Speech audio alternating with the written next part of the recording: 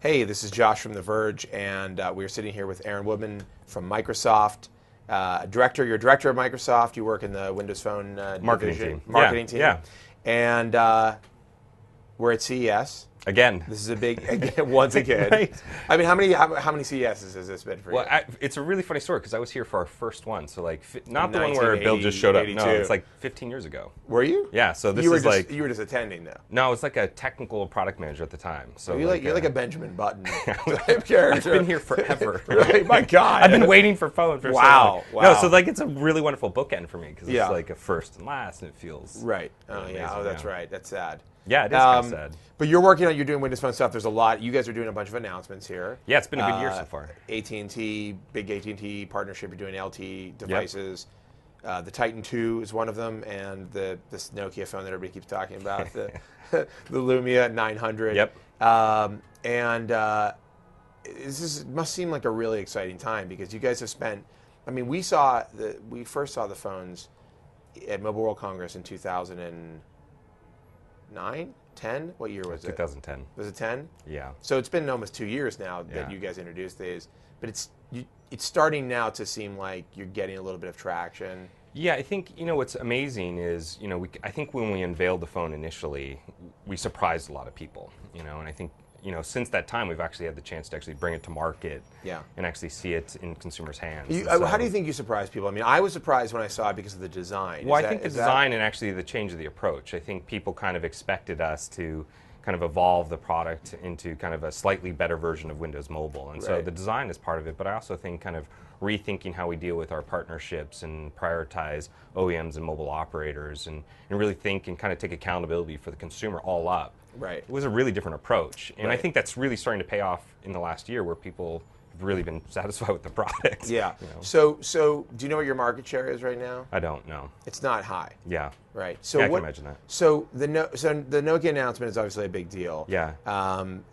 It seems to me like the partnership with Microsoft is pretty tight, and you guys all collectively see it as we're going to make this flagship. Here is what the best of what Windows Phone can be, and go out there and get it. So my first question is, how do you balance that with these other partnerships? You make Samsung. I mean, you guys work with Samsung, HTC, LG.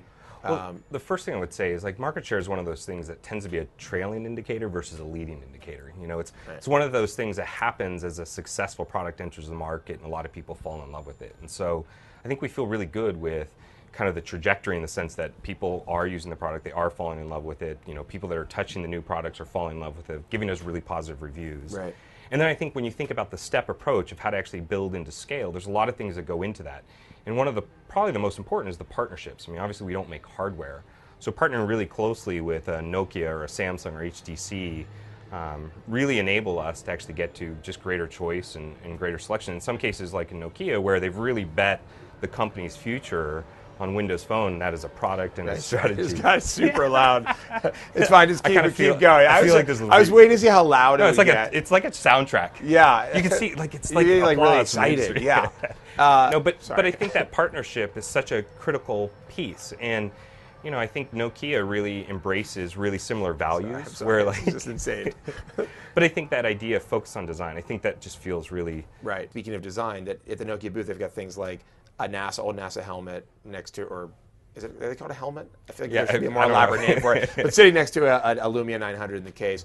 And Nokia as a company is obviously taking design and kind of painting this picture. It's what they're known for. When you talk to consumers about the Nokia brand, even in the U.S., the memory that they have is just these really beautifully designed devices. Yeah. And that brand, it still has that affinity, and it's not because they've got great marketing. It's because that's kind of their pedigree of their phones. Right.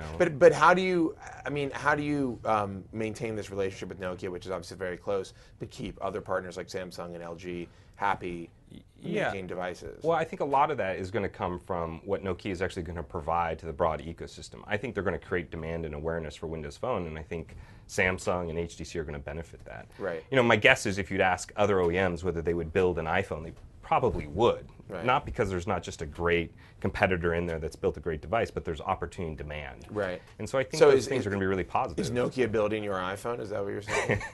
No, I do think they're building an incredible device that will compete with the best devices in the market. But it is in a way, right? If the iPhone is the Halo device for Apple, then the Lumia 900 is your Halo device. Would you say? I think the Lumia 900 is going to be amazing. You know, like I've touched it and played with it. Halo device.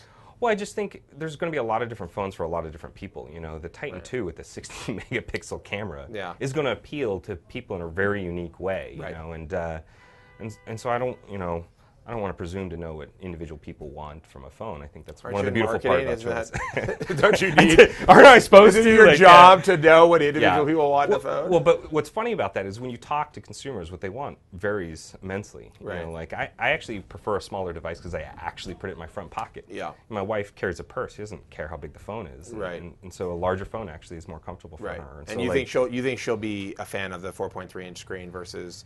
You're using it. What are you using? A Radar? I'm using a Radar. Which is 3.7. Yeah, it feels really good. It's rounded. Doesn't catch on any device. It's a really nice device. They've executed really well on it. And so I think she's kind of had some of the larger devices in the past, and I think that's something that really appeals to her. It's just really easy to use, and it's going to come down to that kind of personal preference. And it's one of the beautiful parts about Windows Phone is you're seeing kind of more and more selection of devices at individual carriers, like HD. If I look at HTC and Samsung at AT&T, and then you add Nokia. That's actually a pretty good selection of a really high quality phone that allows people to choose. Yeah. So Stephen Elop a couple of times yesterday on stage said, "This is the first real Windows phone." I asked him about this. Sure. I want to ask you. I mean, first off, do you bristle a little bit when you hear the first real Windows phone? I mean, you've been selling Windows phones for like a year. I mean, the thing I admire most is Stephen's passion. He's actually really fun to watch on stage. He's comfortable with it. That's a really diplomatic way to... Well, I think he's really passionate, and I think so many great businesses are built around passionate people getting involved and caring deeply about their product. And at some level, like I have the most beautiful kids on the planet. I don't know if that's a true statement. It is a true statement. Empirical fact. No, you're like, they are the most. I can prove it. I've done studies. At least my first one for sure. Yeah. Oh, well, you kind of have to choose. Your other children are gonna really love that statement in a few years. But I found this video, Dad. And but I think that idea that people can get so in love with the products they want to build and have that amount of passion, I think that's really appealing. And it's appealing for me to hear that from Stephen. But does that really mean anything? Yeah, I think it means that people care about the quality of products they're putting in the marketplace. Right. I mean, I think it articulates something that he believes and I think is true. When you touch their products, it doesn't feel like something that was thrown together. It was something that was thoughtful, and they've thought through, and that includes the entire lineup, even the 710, which is a much more reasonably priced device. I mean, it's going to be available, I think, at T-Mobile tomorrow. Yeah. I mean, it's a really well thought through device. Yeah. And we just did a review of it. Oh, really? I think we liked it. I can't remember. I can't remember. I didn't do the review. I can't remember what the score was, but I think Let's bring him in here. I don't think it was like a Lumia level score, but it was. I mean, it's a different device for a different person, right? But again, I think they thought through what they could do within that price range and bring a really quality device to a consumer. So, I think they've really thought through it. So now you've got this device, this really beautiful Halo device that everybody's talking about. I love that you're going to use the Halo. Well, I mean, that's what it is. I mean, I think that given what we've heard from Microsoft and Nokia about the partnership. Given the level of hype and focus that's been put on this particular device and their line of these Lumia phones, I don't think it's unfair to say in North America the flagship or the Halo. I think it's going to be an incredible Windows phone device is the Lumia 900. But so you've got the great phone. Yeah. You've got an OS that I think a lot of people really do like, and I think it's great. I think I have my nitpicks, but I have my nitpicks with everything. But I do think, I played with the 900 today, and I think. Yeah, this is really sexy. I could live with this device. Yeah. And so now, and this is really where the marketing guy comes in, how do you make these things make an impact? I mean, you've got intense competition, right? Apple, huge footprint, just kind of this endemic, footprint. You've got Android, huge market share. People know them. People love them. They don't have good memories, I think, of Microsoft in the mobile space. If you use Windows Mobile at its tail end, I think you probably walked away from it to something else, because saying I want a BlackBerry or I want a your intent iPhone, to repurchase. Yeah. Right. So how do you bring people back to this, and how do you bring new people to it? I mean, what's the strategy? Yeah, I think it's probably going to come down to three things. The first thing is continue to build a great product. I think we're very, very focused that people will forgive low market share over some period of time, but there's not a lot of forgiveness for a poor product. And so, job number one is really just building a great quality product. Job number two then comes down to kind of working through our mobile operator partners, especially here in the U.S., where focusing and getting them to get passionate about the product and helping retail representatives really talk to consumers in a way that's credible and humble in terms of our history, but also true to the things that we are great at, so that we can actually kind of qualify customers at the point of sale. Because an enormous number of customers that come into a store haven't actually made up their mind in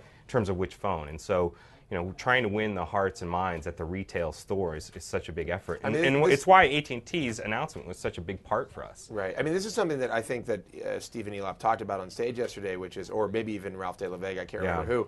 But there was a particular point made about getting the people who are in the store educated about your phones and saying... It is a huge piece of the puzzle. That's actually, I remember hearing when Palm released its Pre, that there was a lot of trouble with Verizon, with the people just not knowing about the devices, not understanding them, and not being able to tell people about them, and they would direct them to other phones. So for you guys, as the guy who's trying to get in there, it's basically your biggest barrier in some ways, is if you don't ever point someone to it in a store. Usually retail people do an incredibly good job of trying to listen to the customer. So most of those people aren't in there just hawking phones out the door. They really are trying to understand the customer. And so our challenge has always been making sure they understand how to qualify a customer into a Windows Phone, and what a Windows Phone can do for customers, and educate them on that opportunity, so they can just find the right fit. It isn't so much of around going over the top or anything like that.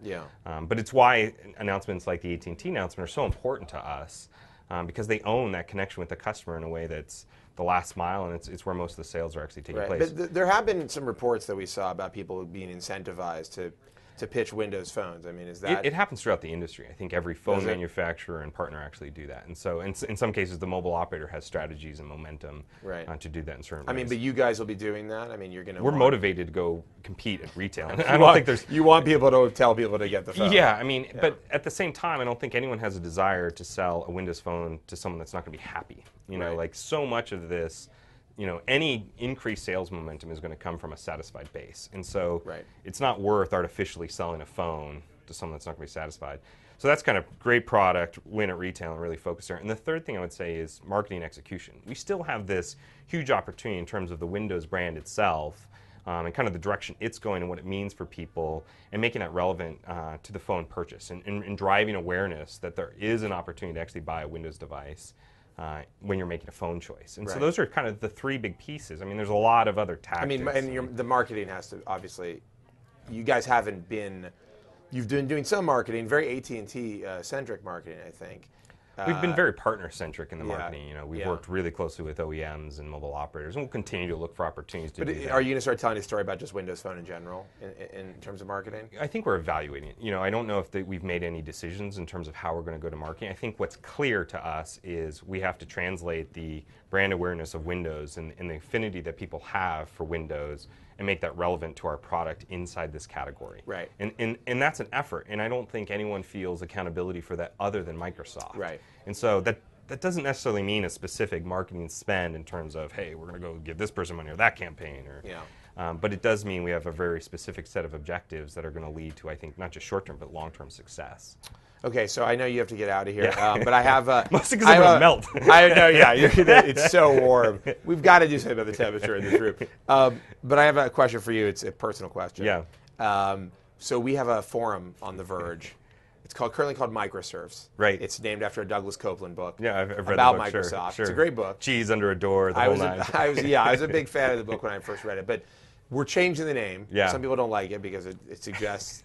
It has some negative. It's basically a negative term, but playful.